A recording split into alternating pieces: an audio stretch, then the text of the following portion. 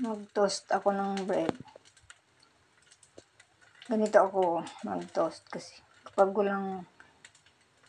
walang oven toaster, ito ginagawa kong oven toaster ang kawali. Yan.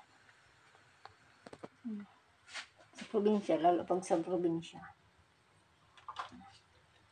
Toast tayo ng bread sa pan, hindi sa oven toaster.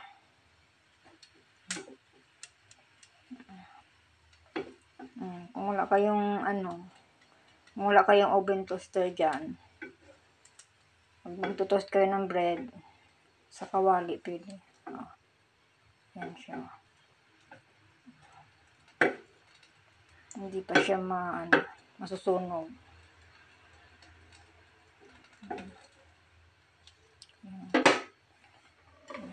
Sa kawali ako nagtutoast.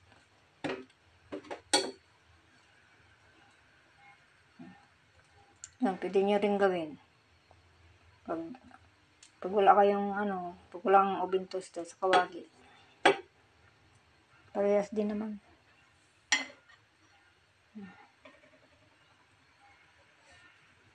Mahina lang yung apoy niya. Diba?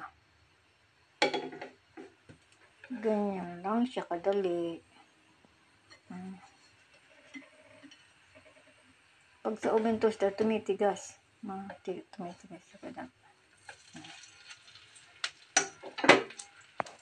So, okay na yan. Isang tips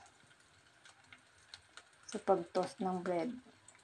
Kung if ever na walang oven toaster, pwede sa pan.